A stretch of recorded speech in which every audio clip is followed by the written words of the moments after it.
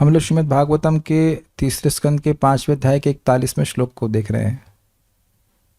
और लिंक ये है कि पिछले श्लोक में कहा गया था कि भगवान आपके चरण कमलों का अगर कोई आश्रय नहीं लेता है तो वह व्यक्ति कहीं पर भी जाए उसको शर्म अर्थात सुख नहीं प्राप्त होता। कैसा सुख? जो उसके हृदय में ही विद्यमान सुख है।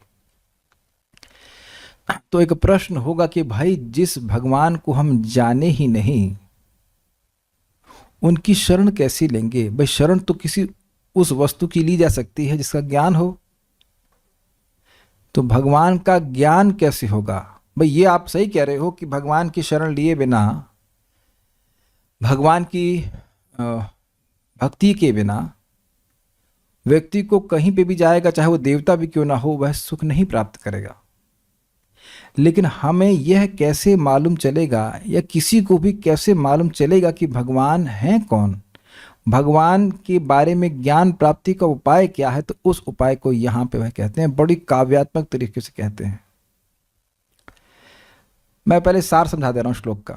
कह रहे हैं भगवान के चरणों की प्राप्ति करने के, उनका ज्ञान प्राप्त करने के दो तरीके हैं। एक, वेद के पक्षी की पीछे पीछे चला जाए, वेद रूपी पक्षी के पीछे पीछे चला जाए। तो वेद रूपी पक्षी का क्या मतलब है? कहते हैं कि देखिए, जैसे पक्षी अपने घोंसलों में रहते हैं, घोंसलों से ही बाहर निकलते हैं, इधर उधर जाते हैं और फिर लौट के अपने घोंसले में ही आते हैं। तो मान लो किसी को एक पेड़ का आश्रय चाहिए किसी जंगल में, या कहीं जंगल में नहीं, कहीं स्थान पे, एकांत स्थान में, तो अब वह पक्षियों को देखेगा कि पक्षी वापस कहाँ लौट रहे हैं, तो उनके पीछे पीछे चलेगा तो उन्हें, उस व्यक्ति को वह वृक्ष मिल जाएगा जिस पे उन पक्षियों के घोंसले हैं। समझ आ गई बात? तो उसी प्रकार से वेद रूपी पक्षी भगवान श्री भगवान के, भगवान कृष्ण के मुख से प्रकट हुए हैं और वह उन्हीं में पर्यवसित होते हैं। सारे वेद भगवान की तरफ ही लेके जाते हैं। जैसे पक्षी घोंसलों से बाहर निकलते हैं और वापस घोंसले में ही जाते हैं, उसी प्रकार से सारे वेद विभिन्न प्रकार के मार्गों को, कर्म, ज्ञान आदि को प्रवर्तन करते हैं। इधर उधर की बातें मतलब बोलते हैं, इधर उधर का मतलब बहुत सारे जाति हैं। If you can understand this meaning, वेदों के वचन बहुत विषयों में जा रहे हैं, बहुत सारी जगह जाते हैं, लेकिन उनका प्रयोजन है कि जीवात्मा को भगवान की प्राप्ति कराया जाए, भगवान की तरफ लाया जाए। जो वेदों के वचनों का मनन करके भगवान के चरण कमलों का ध्यान करते हैं, वह लोग भगवान की प्राप्ति करते हैं। एक मार्ग है। दूसरा मार्ग है, भगवान के ही चरणों से आए हैं गंगा जी, तो गंगा जी के जो आश्रय लेते हैं वह भी भगवान के चरण कमलों की प्राप्ति कर लेते हैं। क्यों? अब भाई भगवान की प्राप्ति में जो पाप आदि हैं, दुरित हैं, दुरित का मतलब पाप हैं, जो भक्ति के प्रतिबंधक कर्म हैं, वह सब बंधन किए बैठे हैं। तो उन सब का बंधन, उस बंधन का नाश गंगा जी का जल कर देता है। तो गंगा जी का आश्रय लेकर, ये एक सीढ़ी, एक मार्ग है, लोग भगवान के चरणों की प्राप्ति करते हैं, भगवान के चरणों को समझ पाते हैं।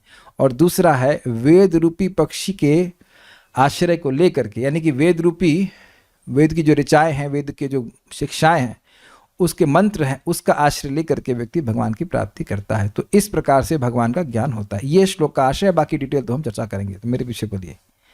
मार्गन्ति यत्ते मुख पद्मनीडैः छन्दः सुपर्णैर्षयो विविक्ते। मार्गन्ति यत्ते मुखपद्मनीडैश्छन्दः सुपर्णैर्षयो विविक्ते।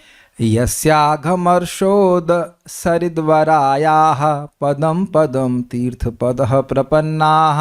यस्याघमर्षोद सरिद्वरायाः पदं पदं तीर्थपदः प्रपन्नाः। मार्गन्ति यत्ते मुखपद्मनीडैः छन्दः सुपर्णैर्षयो विविक्ते। मार्गन्ति यत्ते मुखपद्मनीडैश्छन्दः सुपर्णैर्षयो विविक्ते। यस्याघमर्षोद सरिद्वरायाः पदम पदम तीर्थपदः प्रपन्नाः यस्याघमर्षोदसरिद्वरायाः पदं पदं तीर्थपदः प्रपन्नाः मार्गन्ति यत्ते मुखपद्मनीडैः छन्दः सुपर्णैर्ऋषयो विविक्ते मार्गन्ति यत्ते मुखपद्मनीडेश्छन्दः सुपर्णैर्ऋषयो विविक्ते यस्याघमर्षोदसरिद्वरायाः पदं पदं तीर्थपदः प्रपन्नाः यस्याघमर्षोदसरिद्वरायाः पदं पदं तीर्थपदः प्रपन्नाः मार्गन्ति यत्ते मुखपद्मनीडैश्छन्दः सुपर्णैर्ऋषयो विविक्ते मार्गन्ति यत्ते मुखपद्मनीडेश्छन्दः सुपर्णैर्ऋषयो विविक्ते यस्याघमर्षोदसरिद्वरायाः पदं पदं तीर्थपदः प्रपन्नाः यस्याघमर्षोदसरिद्वरायाः पदं पदं तीर्थपदः प्रपन्नाः बोलिए मार्गन्ति यत्ते मुखपद्मनीडेश्छन्दः सुपर्णैर्ऋषयो विविक्ते मार्गन्ति यत्ते मुखपद्मनीडैश्छन्दः सुपर्णैर्ऋषयो विविक्ते यस्याघमर्षोदसरिद्वरायाः पदं पदं तीर्थपदः प्रपन्नः यस्याघमर्षोदसरिद्वरायाः पदं पदं तीर्थपदः प्रपन्ना मार्गन्ति यत्ते मुखपद्मनीडैः छन्दः सुपर्णैर्ऋषयो विविक्ते मार्गन्ति यत्ते मुखपद्मनीडेश्छन्दः सुपर्णैर्ऋषयो विविक्ते यस्याघमर्षोदसरिद्वरायाः पदं पदं तीर्थपदः प्रपन्नाः यस्याघमर्षोदसरिद्वरायाः पदं पदं तीर्थपदः प्रपन्नाः। इसका से आज एक दिन में तो नहीं होगा, लेकिन देखते हैं। भगवान के चरण कमल स्वयं ही समस्त तीर्थ स्थलों के आश्रय हैं। निर्मल मन वाले महर्षिगण वेदों रूपी पंखों के सहारे उड़कर सदैव आपके कमल सदृश मुख रूपी घोंसले की खोज करते हैं। उनमें से कुछ सर्वश्रेष्ठ नदी गंगा में शरण लेकर पद पद पर आपके चरण कमलों की शरण ग्रहण करते हैं, जो सारे पाप फलों से मनुष्य का उद्धार कर सकते हैं।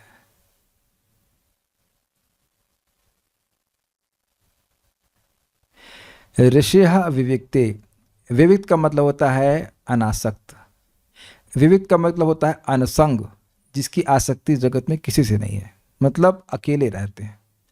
ऋषिः विविक्ते, ऋषि का मतलब होता है जो मंत्र के दृष्टा हैं, मंत्र के दृष्टा, मंत्रों को जानने वाले हैं। वेद के विभिन्न मंत्र ऋषियों के द्वारा प्रकट किए गए हैं। ऋषियों के द्वारा प्रकट किए गए मतलब उनके अंतःकरण में भगवान ने उन मंत्रों को प्रकट कराया है, और एक एक मंत्र को प्रकट कराने वाले, आविर्भूत कराने वाले एक एक ऋषि हैं। तो ये ऋषिगण विविक्ते, जगत की असेंबली से, लोकसभा से दूर रह करके, जनता की बातें भगवान के बारे में नहीं होती हैं, तो जनता से दूर रहते हुए, अकेले रहते हुए, अनासक्त रहते हुए, ते मुखपद्म नीड़ैहि, नीड़ का मतलब होता है घोंसला, आपके, ते मतलब आपके कमल सदृश मुख पद्म, कमल सदृश मुख ही जिनका घोंसला अर्थात उद्गम स्थान है, अर्थात जो उससे प्रकट होकर के, प्रकार नहीं होना चाहिए, प्रकट होकर उसी में प्रवेश करते हैं। छंदः सुपर्ण, ऐसे वैदिक स्रोत रूपी पक्षियों के द्वारा, मुख पद्म नीड़य छंदः सुपर्ण, ये एक साथ लीजिएगा। ऐसे सुपर्ण, सुपर्ण मतलब पक्षी, ऐसे पक्षी जो, ऐसे वेद रूपी पक्षी जिनके घोंसले भगवान के मुख ही हैं, भगवान के मुख कमल हैं। क्यों? भगवान के मुख कमल से ही सारे वेद प्रकट होते हैं और उन्हीं में वह पर्यवसित, अर्थात उन्हीं में वापस लौटते हैं। वेदैश्च सर्वैर अहम एव वेद्यो, सारे वेदों के द्वारा मैं ही जानने योग्य हूँ, भगवान कृष्ण कहते हैं। तो इसका मतलब है कि सारे वेदों का तात्पर्य भगवान श्री कृष्ण ही हैं, यानी भगवान श्री कृष्ण का ही आश्रय, भगवान कृष्ण का ही वर्णन सारे वेद करते हैं। वो भिन्न भिन्न बातें बोलें, लेकिन मुद्दा ये है कि वह जीव को भगवान की तरफ ही लाने वाले होते हैं। जब यह बात आ रही है तो मुझे बात समझानी पड़ेगी। देखिए, वेदों में भी कर्मकांड का वर्णन है, जहाँ पे भोगों की बात होती है। तुमको सुंदर स्त्री चाहिए, यहाँ कहाँ मिलेगी? स्वर्ग में मिलेगी। तुम ये यज्ञ करो, तुमको स्वर्ग जाने को मिलेगा। तुमको पुत्र चाहिए, ये चाहिए, वो चाहिए, तुम ये यज्ञ करो। तो अब देखिए क्या हो रहा है कि जो जीव किसी की कोई भी बात नहीं मानना चाहता, जो कि बद्ध जीव का प्राइमरी लक्षण है, स्वैर आचरण, वह अपने भोग की प्राप्ति के लिए कम से कम वेद की बात मानना शुरू करता है। तो इससे उसका धीरे धीरे करके हृदय का शुद्धिकरण हो रहा है। तो यद्यपि बात हो रही है भोगों की प्राप्ति की, लेकिन उसमें नियम बताए जा रहे हैं।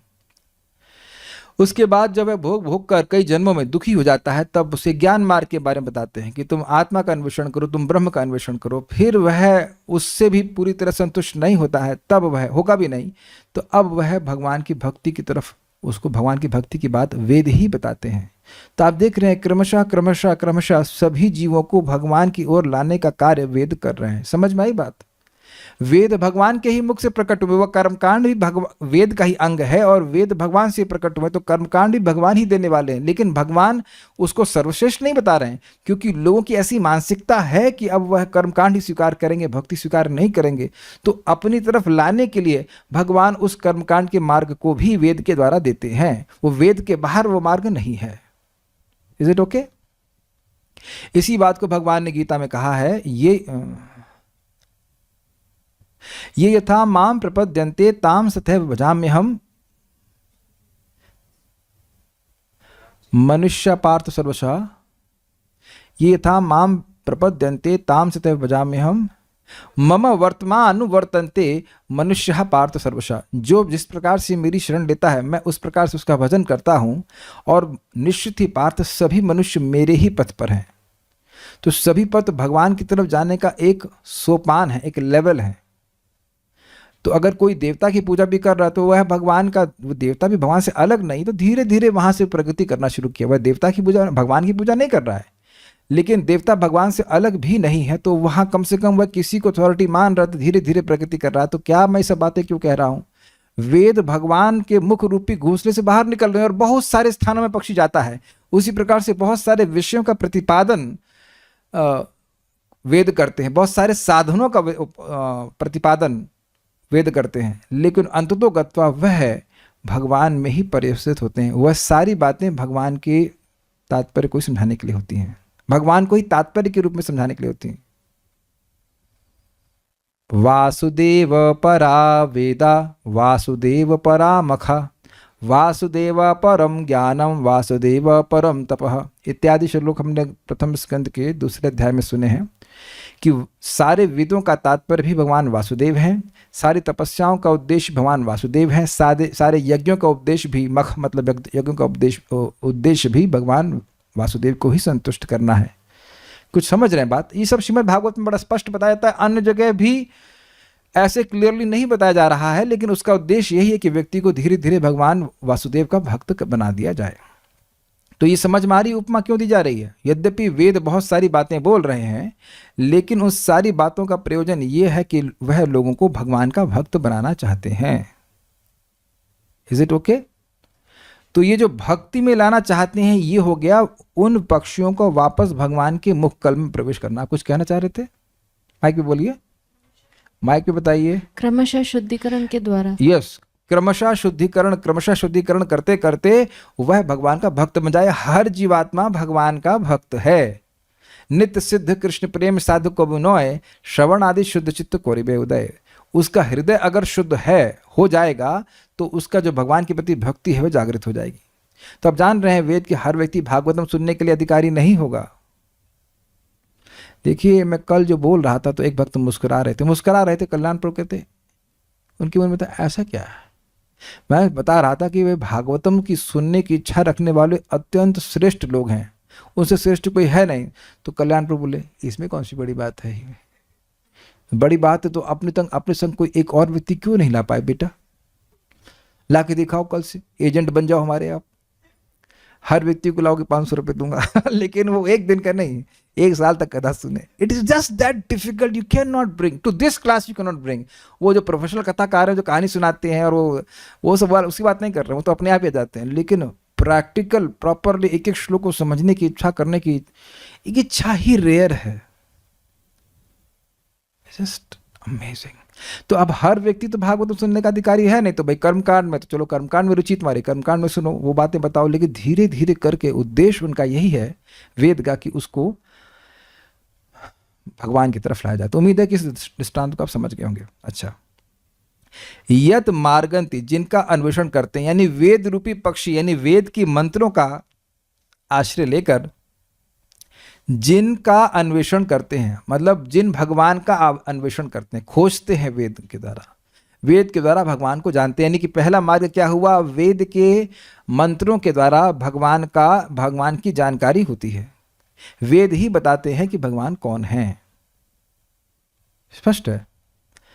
तो इसलिए कोई कहे कि भाई किसने भगवान को देखा है, वेदों ने देखा है और वेद हमको बता रहे हैं कि भगवान है। तथा यहाँ पे संस्कृत में नहीं, खाली अन्वय पूरा करने के लिए बोला गया है। तथा दूसरा मार्ग बता रहे हैं, यस, जिनके चरण कमल, जिन भगवान के चरण कमल, अब शब्द देखिए, अघमर्ष उदसरित वरायः, बड़ा सुंदर शब्द है। अघ मतलब होता है पाप, मर्ष मतलब होता है उसको नष्ट करने वाला। तो अघमर्ष का मतलब होता है पापों को नष्ट करने वाला।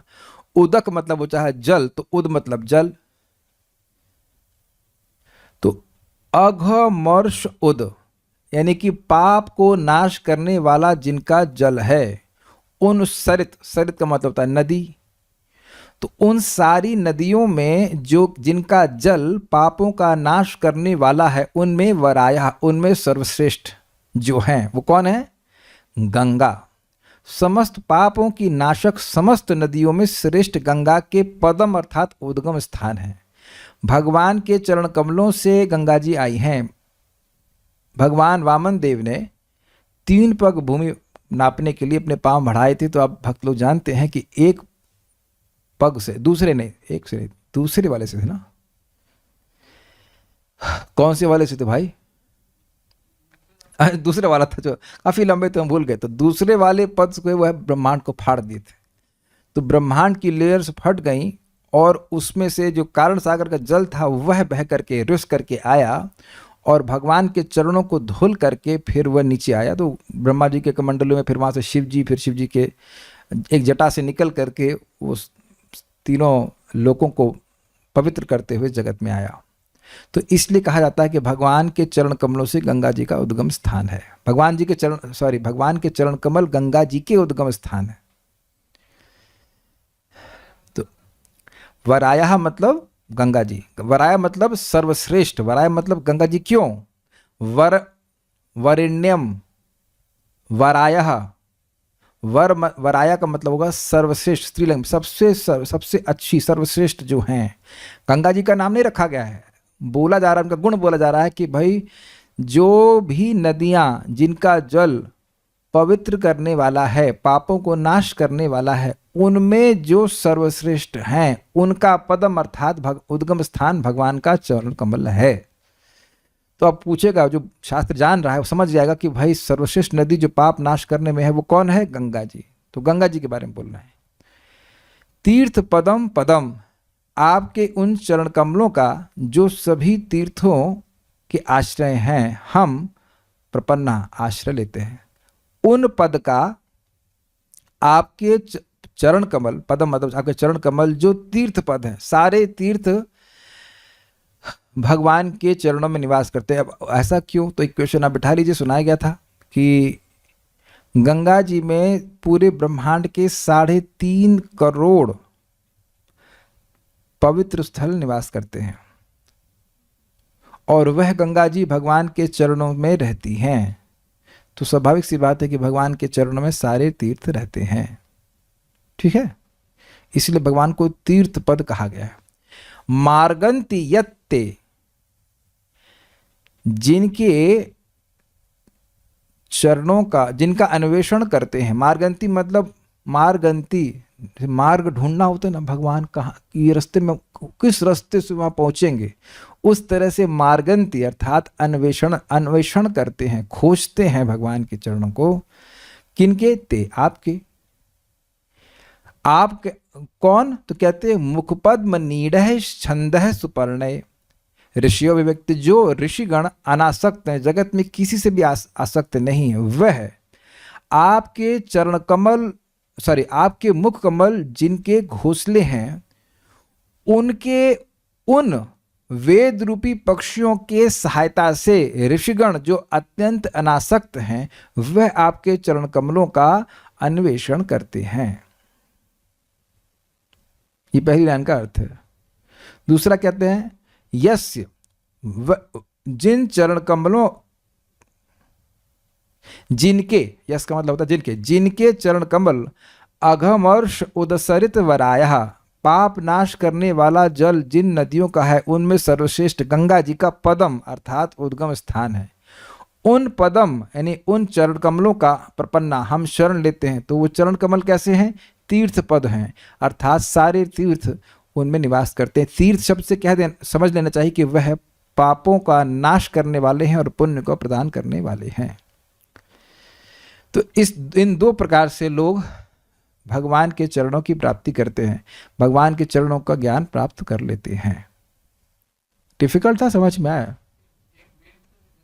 एक वेद के मार्ग से और एक गंगा जी के मार्ग से, और एक जगह लिखा गया है कि गंगा जी के तट पर बैठकर वेद पढ़ने के मार्ग से ये भी अर्थ लिखा गया है कि गंगा जी के तट पर बैठ गया और वेद पढ़ रहा है, तो ये भी तरीका है। श्रीधरी, जो ज्ञात वस्तु होती है उसी का आश्रय लिया जा सकता है, अज्ञात वस्तु का आश्रय तो नहीं लिया जा सकता है। आप कह रहे हो कि भगवान के चरण कमलों का आश्रय लेकर के, पिछले श्लोक में कहा गया है कि सब व्यक्ति नहीं लेते हैं तो दुख की प्राप्ति होती है, और लेते हैं तो संसार से निवर्तन हो जाता है।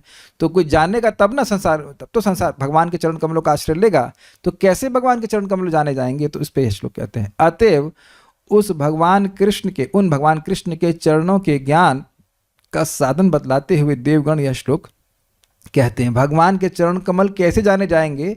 तो इन दो मार्गों से जाने जाएंगे। श्री भगवान के चरणों का अन्वेषण ऋषिगण एकांत में उन वेद के मंत्र रूप पक्षियों के द्वारा करते हैं। वेद के द्वारा करते हैं अर्थात वेद के मंत्रों, वेद की शिक्षा के द्वारा करते हैं, जिन वेद मंत्रों का आश्रय स्थान भगवान का मुख कमल है। जैसे पक्षिगण अपने घोंसले से निकलकर इधर उधर भ्रमण करके पुनः अपने घोंसले में प्रवेश कर जाते हैं, उसी तरह हे भगवान आपके ही मुख से निकले हुए वेद मंत्रों का पर्यवसान आपके मुख में ही हो जाता है। उन वेदों के सहारे ही ऋषिगण आपके चरणों का अन्वेषण करते हैं। तो बात समझ में आ गई, आगे पढ़ते हैं। जिन नदियों का जल पापों का विनाश करने वाला है, उनमें श्रेष्ठ नदी गंगा का उद्गम स्थान भी श्री भगवान का चरण कमल ही है।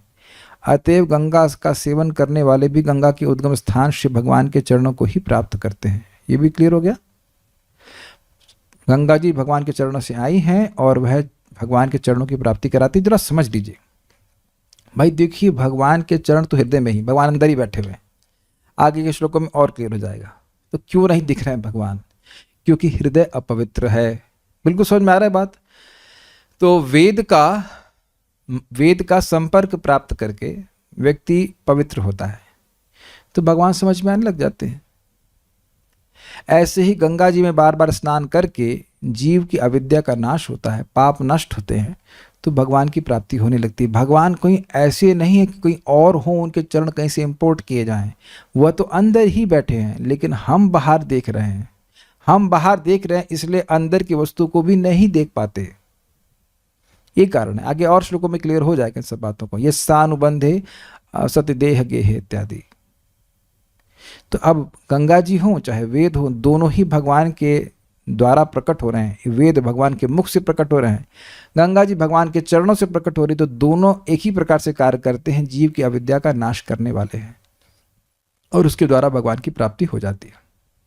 बाल प्रबोधरी, जैसे पक्षीगण अपना घोंसला छोड़कर इधर उधर परिभ्रमण करके वापस वहीं आते हैं, उसी प्रकार वेद भी कर्म आदि विभिन्न मार्गों का वर्णन करके आपकी प्राप्ति ही कराते हैं। कुछ समझ में आया? यही बात मैं व्याख्या कर रहा था कि हर व्यक्ति का अलग अलग अधिकार है। हर व्यक्ति तुरंत भागवतम सुनने नहीं आ सकता। उसके कान हैं लेकिन इंक्लिनेशन नहीं है। कोई तो बोल रहा था, हाँ एक बात हम पूछ रहे थे कि माँ जब करती हैं, कहते हैं हाँ वो जब भी फ़ोन करो कहती हैं अगली एकादशी से करना शुरू करूँगी। ऐसा लग रहा है कि अगली एकादशी तक तो कुछ बोलेंगी ही नहीं। आप में से कोई ऐसा व्यक्ति है जो एकादशी का वेट करके जब करना शुरू किया हो यहाँ पे? Anyone here? जिस दिन से बताया गया उसी दिन से जब करना शुरू कर दिए थे ना, तो जिसको करना होता है वो उसी दिन से शुरू करता है, और जिसको नहीं करना होता है उसकी एकादशी कभी आती ही नहीं है। समझ आ गया? तो अब कारण क्या है? उनको विश्वास ही नहीं होता है।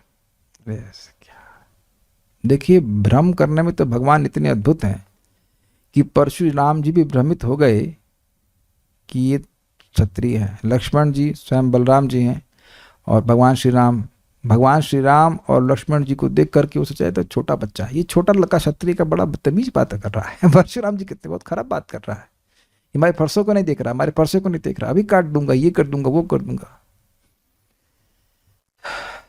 और लक्ष्मण जी तो डरते नहीं। लक्ष्मण जी क्या डर रहा है किसी से? वो और मिर्ची लगने वाली बातें बोल रहे हैं। उनको परशुराम जी को और गुस्सा रहे, दिखाऊं फरसा? अरे मैं तुमको छोड़ रहा हूं, मैं तुमको छोड़ रहा हूं। अच्छा अच्छा। तो जब भगवान के अवतार भगवान को नहीं समझ पाए तो हम लोग कौन सी खेत के मूली हैं? मतलब कहमत ना है, समझ गए ना? सो इसलिए सुनना पड़ता है, ठीक है? तो विभिन्न लोगों की अधिकार के अनुसार कितना उनका हृदय शुद्ध है, कितना वो डोज ग्रहण कर सकते हैं, वेदों ने अलग अलग मार्गों का वर्णन किया ताकि धीरे धीरे वो शुद्ध होकर के अंत तो कत्वा भगवान की भक्ति करके भगवान की प्राप्ति कर लें। तो ये उपमा कैसे दी जा रही है? ऋषि जो वेद के हैं वो वेद के मंत्र बहुत सारी बातें वर्णन करते हैं, विभिन्न दिशाओं में बातें करते हैं। Do you agree with that? वो जिस प्रकार से एक पक्षी घोंसले से निकल के विभिन्न दिशाओं में जाते हैं लेकिन लौट के से वापस घोंसले में ही आते हैं। वे ऋषिगण किस लिए मेरे चरणों का अन्वेषण करते हैं? मान लो भगवान ये प्रश्न करें तो यदि यह प्रश्न हो तो कहते हैं कि उन चरण कमलों के सभी तीर्थों के आश्रय होने के गुण के कारण उनके ध्यान से सभी प्रकार के पापों का नाश हो जाने से परम पुरुषार्थ के लाभ के लिए वैसा करते हैं।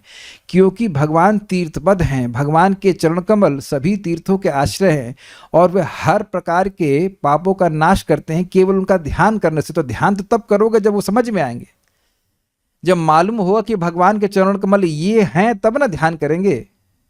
जैसे आप कभी ध्यान करते ही होंगे भोजन के बारे में, आज क्या बनेगा, आज यह बनाओ, ये आज यह बनेगा। अगर आपकी कोई फेवरेट वस्तु बने तो ध्यान पहले ही चालू हो जाता है, खाना खाएंगे बाद में ध्यान पहले हो जाता है कि आज ये बन रहा है, आज ये बन रहा है, खुशबू आ रही है। तो आप जिसकी खुशबू ही ना आए, जिसका नाम ही ना जाने, उसका ध्यान क्या करेंगे?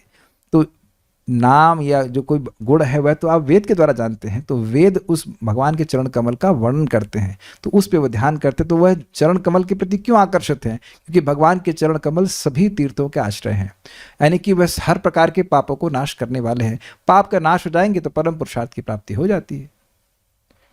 परम पुरुषार्थ मतलब भगवान का प्रेम। बेसिकली यहाँ पे पाप नाश करने का मतलब है हृदय में जो भी अनर्थ है उनकी नष्ट हो जाए। जैसे देखो वो सिंपल सी बात है,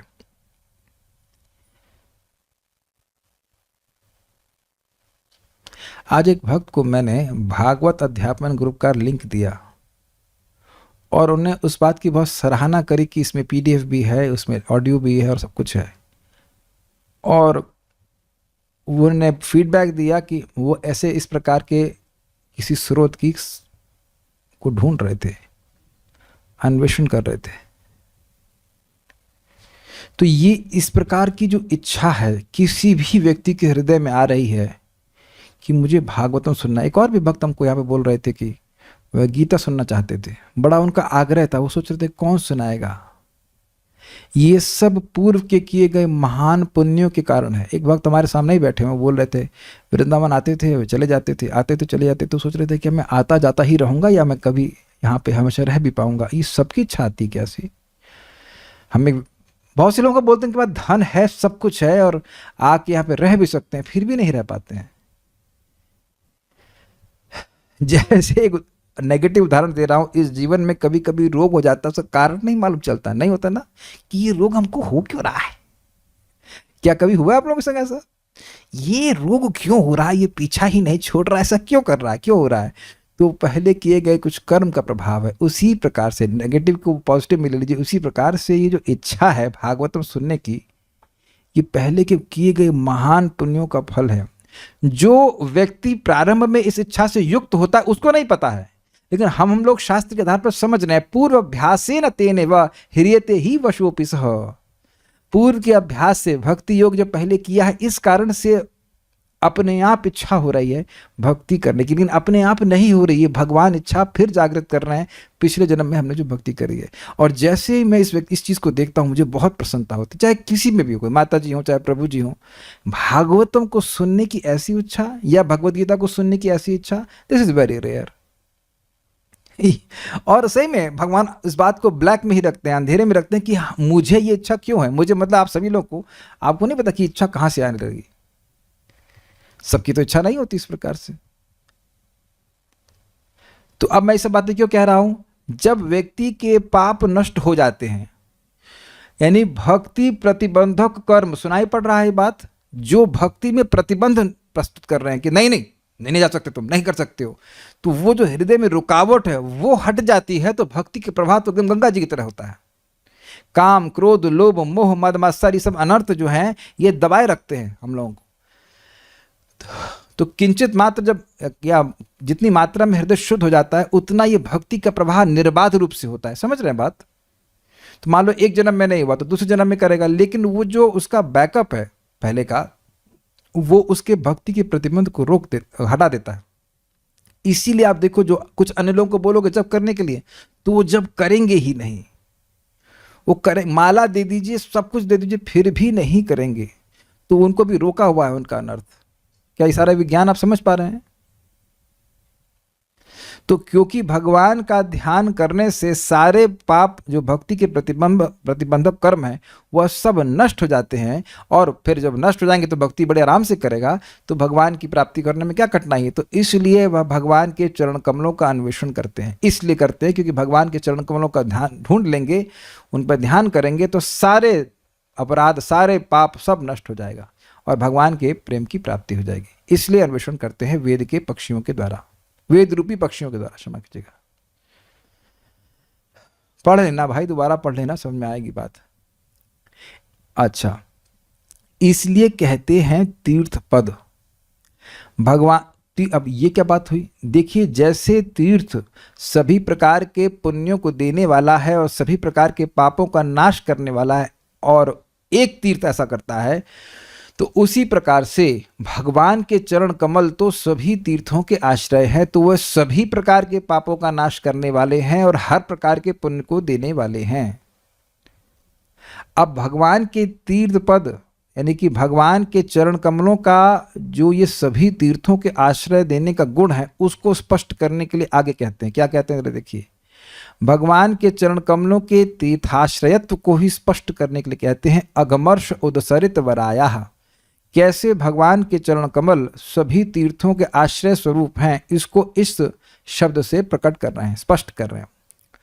पापों का नाश करने वाले जल से युक्त नदियों में सर्वश्रेष्ठ गंगा जी, जिनमें 3.5 करोड़ तीर्थ आश्रय प्राप्त करते हैं, उनका उद्गम स्थान भगवान का चरण कमल है।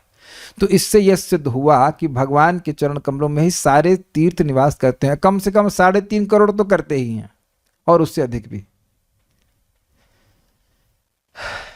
ठीक है, ओके।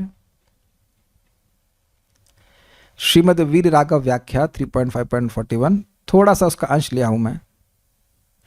जब गंगा जी के सेवन से ही सभी पाप दूर हो जाते हैं, तो उनके उत्पत्ति स्थान जो ये भगवान के चरण कमल हैं, उनका सेवन करने वालों के पापों के दूर होने के विषय में तो कहना ही क्या। जब गंगा जी में इतनी शक्ति है कि सारे पापों को नष्ट करने वालों में सर्वश्रेष्ठ हैं, और उनका उद्गम स्थान, उनका सोर्स जो है वह भगवान है, भगवान के चरण कमल है, तो भगवान के चरण कमल का ध्यान करने से कितना पाप नष्ट हो जाएगा उसका कुछ हिसाब ही नहीं है। और बात तो यही है कि कोई हिसाब नहीं है। अयम ही कृत निर्वेशो जन्म कोट्यन अहंसामपि यद व्याजहार विवशो नाम स्वस्तयनम हरे। विष्णु दूतों ने कहा कि अयम, ये अजामिल देख रहे हो ना इसको, यही ना, हाँ ये देख रहे हैं। अयम ही कृत निर्वेशो, इसने, इस अजामिल ने निश्चित ही कृत निर्वेशो, सारे प्रायश्चित कर लिए।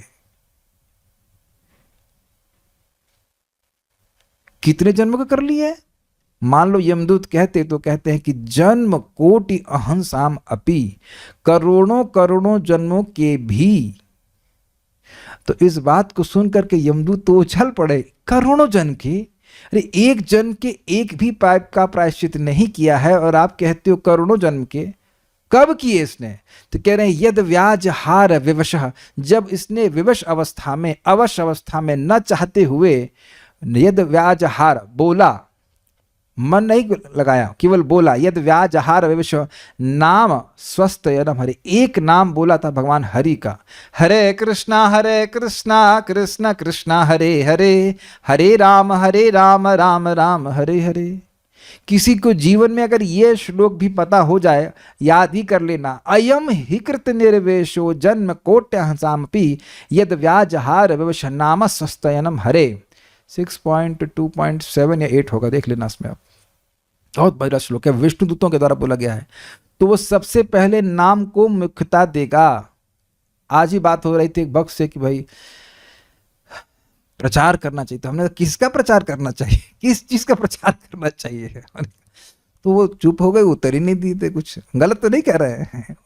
हमने कहा अरे प्रचार करना चाहिए, तो भाई प्रचार तो किसी चीज का होता है ना, प्रचार का प्रचार तो नहीं करना चाहिए ना, प्रचार किसी चीज का करते हैं, आप आलू का प्रचार करो या अचार का प्रचार करो, किसी चीज कुछ तो प्रचार, कोई वस्तु होती है ना, तो प्रचार तो भगवान के नाम का हो रहा है ना। तो स्वयं जब अपने जीवन में महत्व मानेंगे तब ना प्रचार करेंगे, या जो चीज़ हमारे लिए जीवन में महत्वहीन होती है उसका प्रचार करते हैं। जरा आप सुनिए, बड़ी कड़वी बात लगी होगी, जिस चीज़ को हमारे जीवन में कोई महत्व ही नहीं है उसका प्रचार करते हैं। जरा ये बताइए कि जो आपके माता पिता भक्ति में सहायता नहीं कर रहे हैं, वो कभी आपको प्रचार किए कि बेटा जब करो? बोलिए, माइक बताइए। आपके माता पिता को नहीं बोल रहा हूँ मैं, खाली बोल रहा हूँ, आपके माता पिता डिवोटी हैं, मैं बोल रहा हूँ कि अगर माता पिता, देखे होंगे लोग माता पिता भक्त नहीं हैं, तो वह कभी क्यों नहीं बोलते कि जब करो? बताइए। क्योंकि उसका महत्व नहीं समझते नहीं, वो उसके लिए महत्वहीन है, इस एब्सोल्यूट टाइम वेस्ट। एक बच्ची को, हमारे ग्रुप में एक बच्ची है, उसके माता पिता लिटरली वास्तव में उसको पागलों के डॉक्टर के पास ले गए कि ये पागल हो गई, क्यों हरे कृष्णा कर रही है, दिस इज टू मच। और सही बात है, मान लो कोई उनके रेफरेंस फ्रेम में देखिए तो कोई लड़का बच्चा बोलने लगे mummy mummy mummy mummy mummy mummy mummy, वो 2 घंटा रोज मम्मी मम्मी करता रहेगा तो उसे पागल ही कहा जाएगा कि नहीं? तो वो लोग सही में मतलब कन्विंस है कि ये बच्चा पागल हो गया हमारा, लिटरली पागल खाने के, मतलब पागल के डॉक्टर के पास ही लेके गए। ये तो है। तो जिस चीज को आप महत्वहीन मानते हो, क्या उसका प्रचार करता है कोई? या जिसको बहुत महत्वपूर्ण मानते हैं उसका प्रचार करते हैं? बहुत इंटरेस्टिंग बात है कि भगवान के नाम और भगवान में कोई भेद नहीं है। तो भगवान, इसी यही बात बोली जाती है कि भगवान का नाम जो बोल रहा है उसने सारे तीर्थों का भ्रमण कर लिया है, सारे यज्ञ कर लिए, सारी तपस्या कर ली, सारे वेदों को कई बार पढ़ लिया और उससे भी अधिक। तो मैं सभी क्यों कह रहा हूं? कहने का अर्थ यह है कि भगवान के चरण कमलों का ध्यान करना, अर्थात भगवान के नामों का उच्चारण करने से ही सारे दुर्द, सारे पाप, सारे भक्ति प्रतिबंधक कर्म नष्ट हो जाते हैं और व्यक्ति बड़े उत्साह से भगवान का नाम उच्चारण करता, भगवान की भक्ति में आगे बढ़ता है। प्रभुपाद जी बड़ी अद्भुत बात कहते हैं, this is amazing, this is super amazing. Prabhupada कहते हैं बहुनाम जन्मनाम अन्ते ज्ञानवान माम प्रपद्यते वासुदेव सर्वमिति स महात्मा दुर्लभा। बहुत बहुत जन्मों के अभ्यास के द्वारा जब कोई व्यक्ति ज्ञानवान होता है, गलत बोल गया, जो बहुत ज्ञानवान है वह बहुत जन्मों के अभ्यास के बाद ये समझता है कि बस भगवान की शरण में जाना चाहिए, भगवान वासुदेव ही सब कुछ है। प्रभुपाद जी कहते हैं कि महाप्रभु इतने कृपालु हैं कि बहुत सारे जन्मों की प्रतीक्षा नहीं करवा रहे। हम जैसे लोगों को, मुझ जैसे व्यक्ति को जो नितांत अज्ञानवान है, उसको सीधे ही कृष्ण दे रहे हैं नाम के रूप में। Hare Krishna Krishna Krishna Hare Hare, Hare Ram Ram Ram Hare Hare. See look here, Krishna is, take it, why don't you take it? एने औषधि माया नसीबार लागी, हरि नाम महामंत्रा लाओ तुम्ही मागी। मैं तुम्हारे लिए स्वयं ये हरि नाम रूपी औषधि लेके आया, महाप्रभु कह रहे हैं, कृष्ण स्वयं लेके आए हैं। उसके महत्व को समझना चाहिए। ये भागवतम को सुनने का यही लाभ है कि नाम में श्रद्धा होती है, और नहीं सुनने का यही लाभ है कि नाम में श्रद्धा नहीं होती। लाभ मतलब कोट अनकोट लाभ।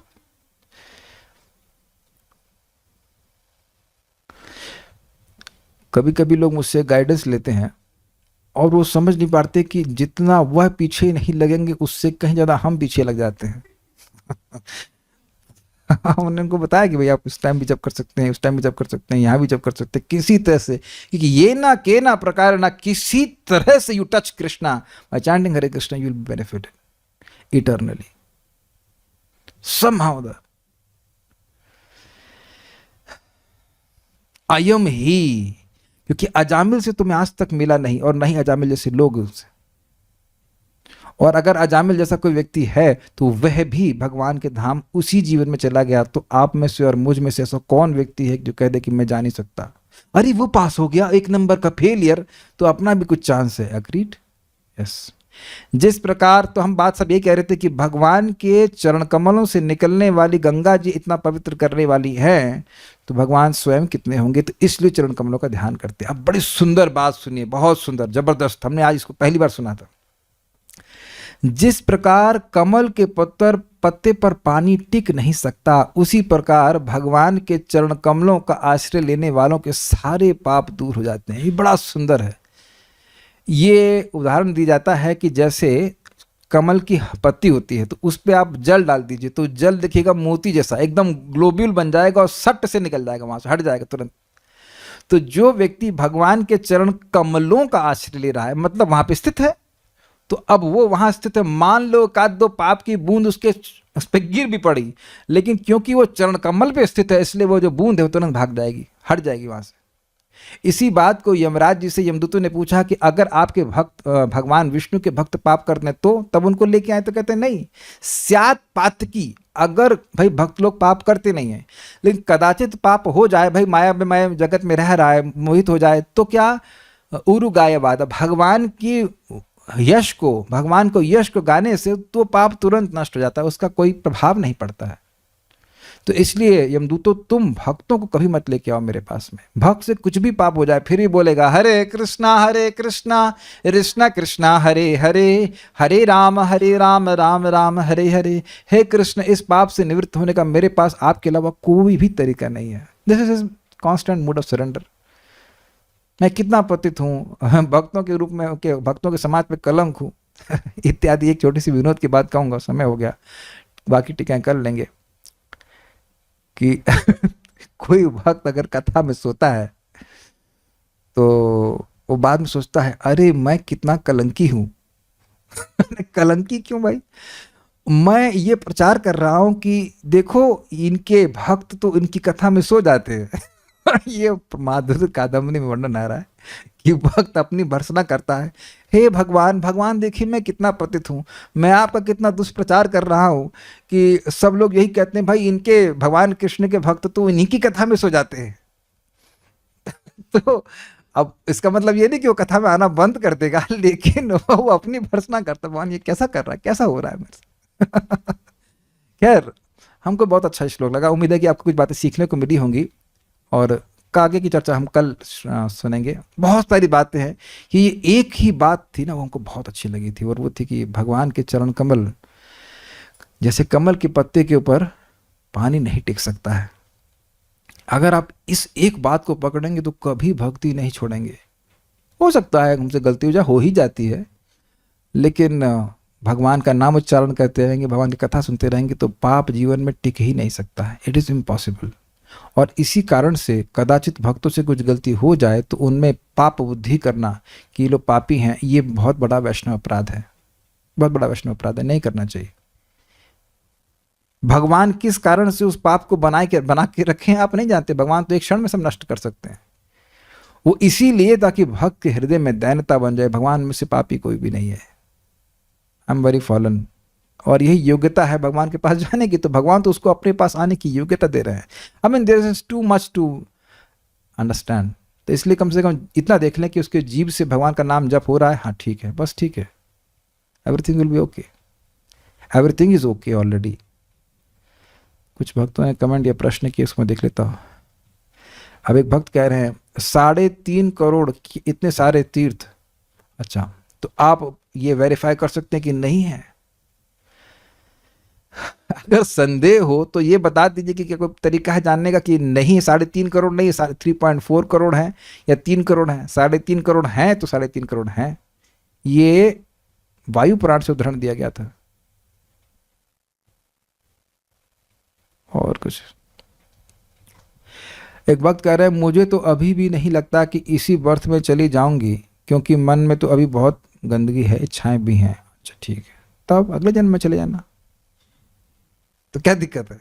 नहीं जा सकते भाई। देखो मैं एक सिंपल सी बात बोलता हूँ कि जैसे ट्रेन में बैठे हैं, तो मान लीजिए आप यहाँ से मायापुर जा रहे हैं, 2 दिन का सफ़र है, तो आज नहीं पहुँचेंगे तो कल पहुँचेंगे।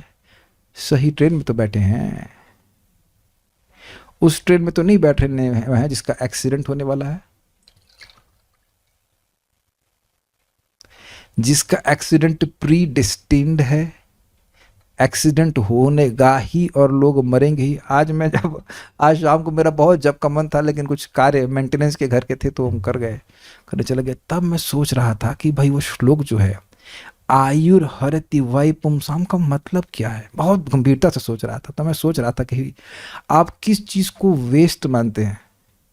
जैसे मैं अपने पंखे का एक पेंच लेने के लिए गया था, तो पूरा बाजार घूमता और वो पेंच ना मिलता तो क्या मैं बोलता, अरे व्यर्थ ही घूमा। यही बोलते हैं ना, जिस जिस चीज़ के लिए उद्यम करें, प्रयास करें, वो ही ना मिले तो परिश्रम कहा जाएगा। फालतू टाइम खराब हुआ। तो खैर मिल गया मुझको पेंच, लेकिन हम खाली बोल रहे हैं कि हमारा सारा प्रयास सुख प्राप्ति के लिए है।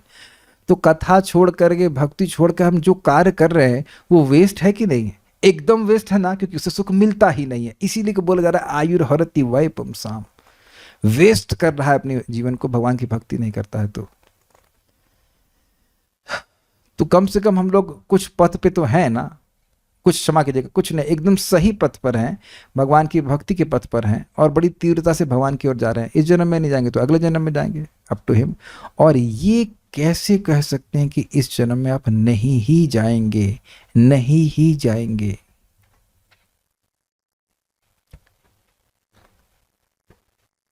परम पूज्य राधानाथ महाराज ने अपने वक्तव्य में कहा, इस recorded, I have seen, not ऐसे बोले थे, we have seen how Mataji's who have kids also, they were perfectly Krishna conscious when they were living their bodies. एक सामान्य गृहिणी जिनके संतान भी हैं, अब संतान कितना खून पीती है वो तो माँ ही जानती हैं। प्लीज़ बुरा नहीं मानना, लेकिन आप लोग इस बात को जानते हैं, कितना ये लाओ वो लाओ, ये खिलाओ वो पिलाओ, वहाँ भजन कहाँ हो पाता है कई सालों तक। इसमें कोई विरोध तो है नहीं। और फिर पति है और उसके सास है, ससुर है, और मतलब ट्रेडिशनल बहुत सारे पंगे, और उसके बाद भी they were fully Krishna conscious. Prabhupada ji की शिष्या थी जिनको 1.5 साल पहले मालूम चल गया कि इनका स्वरूप क्या है। She is an assistant of mother Yashoda, like that, normal, simple, for the simple, chant 16 rounds, be humble devotee, don't find fault with devotees, simple. Fasting करनी तो इससे फास्टिंग करनी चाहिए एवरी डे। चलो जी, फास्टिंग कब तक है? जब तक सो न जाओ तब तक। किस चीज की फास्टिंग है? वैष्णव निंदा की फास्टिंग है। कैमुत्य न्याय क्या होता है प्रभु जी? हमारा एक प्रश्न है इस प्रश्न को करने वाले को, बेटा कब से भागवत सुन रहे हो, कब तक नहीं समझोगे? बड़े संकल्प लेके आए हैं कि हम एक बात भी नहीं समझेंगे। गैमुत का मतलब किम उता, कहना ही क्या। जैसे मान लो गंगा जी में अगर ऊंट डूब जाए तो छोटे बच्चे का तो कहना ही क्या, इंसान का तो कहने का, इसे कैमुत्य कहते हैं। तो गंगा जी जब सारे पाप को नाश करने वाले हैं तो कैमुत्य न्याय से भगवान जी के चरण कमल, जो गंगा जी के उद्गम स्थान है, उनकी पापों को नाश करने की शक्ति का तो कहना ही क्या, ये अर्थ कहा जा रहा है। गंगा जी में 3.5 करोड़ तीर्थों का निवास है, लेकिन क्या भगवान के चरण कमलों में भी 3.5 करोड़ तीर्थों का निवास है? This will be offence. Catch किया आपने? ये नहीं कहा जा रहा कि भगवान के चरण कमलों में केवल 3.5 करोड़ तीर्थों का निवास है। 3.5 करोड़ तीर्थों का निवास तो है ही, लेकिन केवल लिमिटेड वहां तो नहीं। अगर 3.5 करोड़ लगा दिया तो आपने तो भगवान को लिमिट कर दिया। भगवान के चरणों में असीमित शक्ति है, ये अर्थ है। ठीक है, इस ग्रंथ का नाम क्या है? कौन से ग्रंथ का नाम? श्रीमद् भागवतम पूछ रहे हैं, श्रीमद् भागवतम को पढ़ रहे हैं। ध्यान पूर्वक नाम जप करने की कोशिश करती हूँ, बहुत अच्छी बात है, ये भी बहुत रेयर है, पर वैष्णव क्वालिटीज नहीं आ रही हैं। अच्छा ये बताइए कि क्या वैष्णव लोग ध्यान पूर्वक जप करने का प्रयास करते हैं? क्यों राधा शर्मा माता जी, आपका नाम ले रहे हैं, हम डांट रहे हैं आपको। वैष्णव लोग, अच्छे भक्त ध्यान पूर्वक जप करने का प्रयास करते हैं कि नहीं करते? करते हैं। तो ये गुण तो आ गया ना ये गुण तो आ गया ना कि ध्यान पूर्वक जप करने का प्रयास कर रहे हैं। आर्ग्यूमेंट, यानी काउंटर आर्ग्यूमेंट। मैं देखती हूँ कि कुछ है जो नाम को ऐसे ही करते हैं, उनमें सेवा भाव और वैष्णव क्वालिटीज है, ऐसा क्यों? देखिए, होता ये है कि जो कार्य करना हमको अच्छा लगता है, मान लो आपको खाना बनाना अच्छा लगता है, तो अब आपको खाना बनाने की सेवा दे दी गई तो आप उसे कर रहे हैं, तो स्वाभाविक सी बात है कि वो अच्छा हो जाता है। लेकिन इसका अर्थ यह नहीं है कि वो जाप अच्छे से करते ही होंगे। इस दैट सिंकिंग, ये बहुत सटल बात है।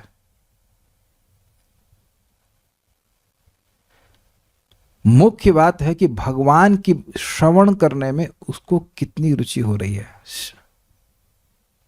ये मेरे शब्द नहीं, अब आप सुनिए प्रभुपाद जी के शब्द। तुम मंदिर आते हो, मंदिर में प्रणाम करते हो, बड़ी अच्छी बात है, लेकिन कथा सुनने में अगर रुचि नहीं है, श्रम एव ही केवलम, दिस इज वेरी हैवी। आप प्रभुपाद जी के लेक्चरों को सुनिएगा जो इस पे हैं, विश्वक्सेन कथासु यः नोत्पादि यदि रतिम श्रम एव ही केवलम।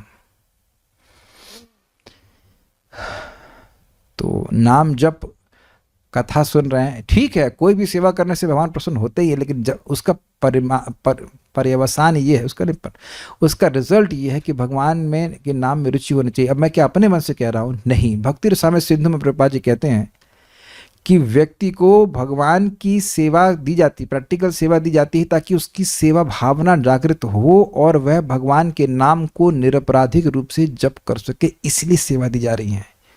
सेवाओं का उद्देश्य नाम में बाधा देना नहीं है, नाम में जो बाधाएं हैं उनको हटाना है। ये आप लोग, कोई मुझसे इस मामले में विरोध कर ही नहीं सकता, क्योंकि प्रभुपाद के ग्रंथ से बोल रहा हूं, भक्ति रसामृत सिंधु से बोल रहा हूं, बिल्कुल स्पष्ट है। Everything can be accomplished by this chanting, because you can't do it. I have to crack my brains to tell you to do so many things. इह हईते सर्व सिद्धि होय बे तुम्हार। तो यह नहीं कहा जा रहा है कि अन्य सेवाएं मत कीजिए। मेरे लिए भी जब से ज्यादा आसान है कुकिंग करना। It's very easy, is it not? But chanting से जितना लाभ हमारे जीवन में होता है उतना अन्य किसी से नहीं होता। आप, ये मेरे वक्तव्य नहीं है, आप नारद जी के जीवन का प्रसंग सुनेंगे तो वहां बिल्कुल स्पष्ट लिखा है कि भक्ति में एक्सेलरेशन होता है इस श्रवण कीर्तन के द्वारा। वही स्थिति जो मंदिर में कई सालों तक सेवा करके व्यक्ति को प्राप्त होती है, टेम्पल, डूइंग टेम्पल सर्विसेज, आप देखिएगा प्रभुपाद जी के एग्जैक्ट शब्द है, वही स्थिति बड़ी शीघ्रता से श्रवण कीर्तन के द्वारा प्राप्त हो जाती है।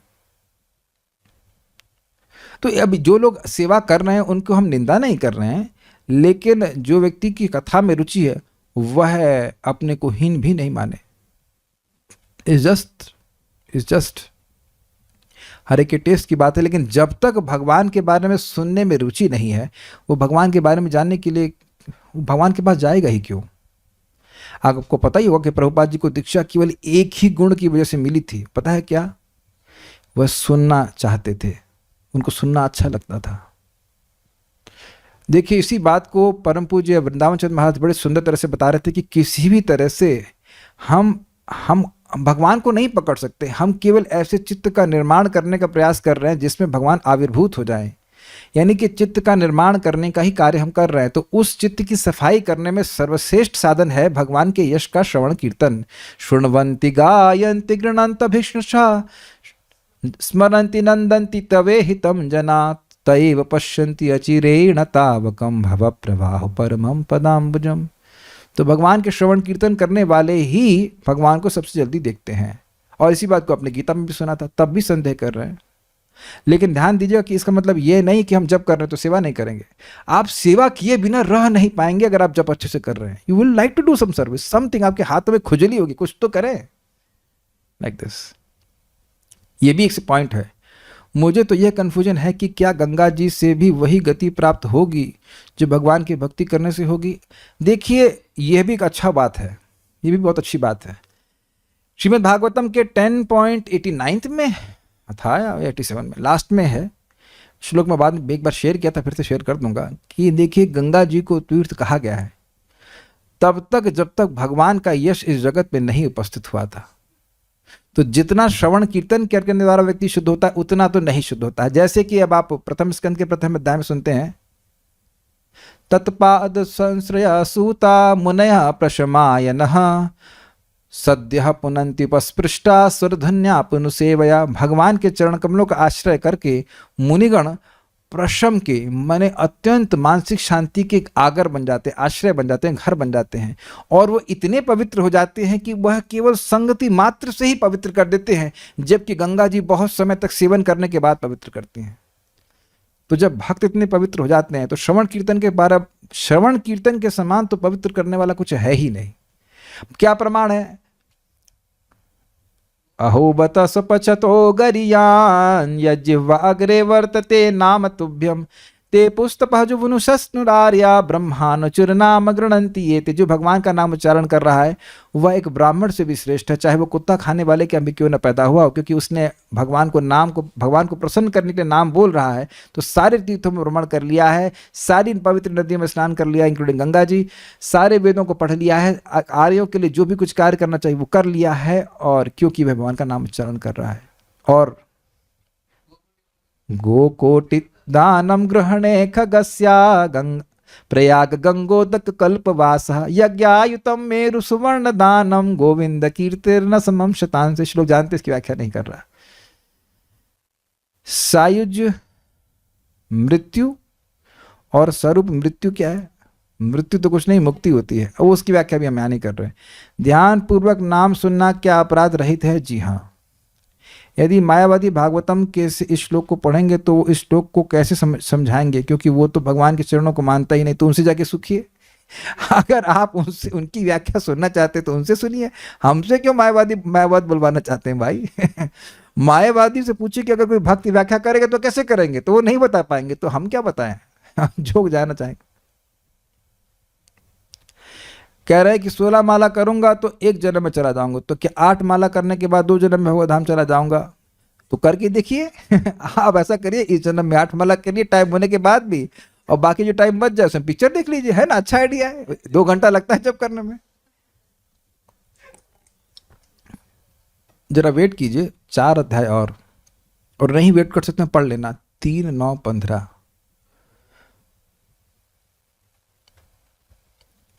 मरते समय अवश्य अवस्था में भी आसुविगमे विवशः गृणन्ति, एक नाम भी भगवान का बोल देता है। यस्यावतार गुणकर्म विडंबनानि नामानि आसुविगमे सहसा गृणन्ति तेनैक जन्म शमलम सहसैव हित्वा। आगे भूल गया, 3 लाइन याद रहती है। लेकिन भगवान के नाम को मरते समय भी कोई अगर एक बार बोल देगा तो भगवान की प्राप्ति कर लेगा। So that is some message for you. नाम कीर्तन और वैष्णव सेवा दोनों ही इंपॉर्टेंट हैं। फिर नाम ऊपर कैसे हुआ सेवा से? तार मध्य सर्वश्रेष्ठ नाम संकीर्तन निरपराधे नाम लेया पावे प्रेम धन, ऐसे श्रेष्ठ हुआ। श्रेष्ठ का निर्धारण कौन कर सकता है? हमारे बाप करेंगे। बाप कौन? चैतन्य महाप्रभु। संकीर्तन एक पितरऊ, वह संकीर्तन के पितर हैं, पिताजी हैं। नित्यानंद प्रभु है, 2 पिता हैं। तो वह कह रहे हैं कि भाई सारे साधनों में भक्ति सर्वश्रेष्ठ है। भक्ति के 64 अंगा भक्ति में नवधा भक्ति सर्वश्रेष्ठ है, उसमें 5 पंचांग भक्ति सर्वश्रेष्ठ है, और उसमें सर्वश्रेष्ठ है भगवान के नाम का उच्चारण करने। तो अब आप ये बता दीजिए कि वैष्णवों की सेवा का मतलब क्या है? वैष्णव की सेवा का मतलब बस यही है कि रोटी ठूस ठूस के खिलाएं? क्या केवल यही सेवा का मतलब है? सेवा का मतलब है यथा कामम यथा कालम। जैसे अभी आपने मुझसे प्रश्न किया और मैं आपको आइसक्रीम खिलाऊं तो मैं आपको सुखी क्या? व्हाट डू यू से? आप मुझसे कुछ आध्यात्मिक प्रश्न करना चाहें और मैं आपको चलिए आइसक्रीम प्रसादम खाओ, ये गुलाब जामुन खाओगे, प्रभु जी मेरे प्रश्न का क्या होगा? तो वो मैं खा गया। आप गुलाब जामुन खाओ का प्रश्न में खा गया, तो विल यू बी सेटिस्फाइड और will you be happy? You will be absolutely unsatisfied. तो समझ लीजिए, मैंने यहां वैष्णव सेवा को निंदा नहीं कर रहा, मैं कह रहा हूं वैष्णव सेवा क्या है समझिए। वैष्णव सेवा का बड़ा सिंपल मतलब है, जिस यथा कामम यथा कालम, जैसी उस भक्त की इच्छा है और जैसी वह समय उसके अनुसार सेवा की जानी चाहिए। अगर कोई भूखा है उसको आप कथा सुना रहे तो उसका दिमाग गर्म हो जाएगा, अनलेस ही इज परीक्षित महाराज, तो उसको भाई थोड़ा प्रसाद खिलाई तो बड़ा खुश हो जाता है। लेकिन अब वो कथा सुनना चाहता है या कुछ भगवान के बारे में जानना चाहता है तो उसको वह बताना, वह उसकी सेवा है। और उस वैष्णव सेवा के द्वारा हमारी नाम में आकर्षण बढ़ता है। क्या था? नाम संकीर्तन, वैष्णव सेवा और जीव दया, यही एक सच्चे वैष्णव का आचरण है। मैं इसको बंगाली में नहीं बोल पा रहा हूं। जीव दया, भक्त सेवा, नाम संकीर्तन, वैष्णव आचरण, ऐसे करके हरिदास ठाकुर जी ने बताया 3 चीजें करनी है, तीनों महत्वपूर्ण है, वैष्णवों की सेवा, नामोच्चारण और जीवों पर कृपा करना। लेकिन इसका मूल है भगवान के नामों का उच्चारण करना। अगर नाम का उच्चारण नहीं करेंगे, हाँ, साधु संग, साधु सेवा, नाम संकीर्तन, आगे क्या है? ए भक्त आचरण, ऐसे करके बोलेंगे हरिदास ठाकुर जी। साधु संग, भक्तों की संगति करिए, साधु सेवा, भक्तों की सेवा कीजिए, और नाम संकीर्तन कीजिए। ये तीनों चीजें महत्वपूर्ण है। तो भक्तों की संगत में आगे खाली प्रसाद ही ग्रहण करते हैं कि नाम जप करते हैं? ये जो सब लोग सुबह आके जप कर रहे हैं, क्या तो ये संगत हुई कि नहीं हुई? क्या ये वैष्णव की सेवा हुई कि नहीं? मुझे पता है, जब मैं नौकरी कर रहा था, मैं अकेले रहता था, मुझे बिल्कुल कितना अभाव महसूस होता था कि कोई भक्तों की संगत नहीं है। और देखिए सब लोग कितने सुंदर से भगवान के नाम जप करते हुए आते हैं, हम लोग कितनी आसानी से माला कर लेते हैं। ये वैष्णव सेवा भी है और ये नाम संकीर्तन भी है। अब मैं यहाँ कथा बोल रहा हूँ, भगवान के नाम, भगवान की कथा को बोल रहा हूँ, तो क्या ये है वैष्णव की सेवा नहीं है? ये 7 से 8 में खाना, आप में से तो कोई नहीं चाहते होंगे खाना खाना खाते हो, is it not? You want to hear about Krishna, am I not serving you, are you not serving me? आप लोग आते हैं तो मैं कुछ कथा बोल पाता हूं, और इस प्रकार से हम दोनों ही लोग भगवान की सेवा कर पा रहे हैं। ठीक है कि नहीं? लेकिन बड़ा ही संकीर्ण अर्थ में वैष्णव की सेवा कर देते हैं कि बस आए, उन्हें खिलाए, बस उसके बाद गोल ना। सो ध्यान रखिएगा, यथा कामम यथा कालम। So will stop now, it's time. इस आगे के श्लोकों को कल देखते हैं। श्रीमद् भागवतम की जय, श्रील प्रभुपाद की जय, निताई गौर प्रेमानंदे।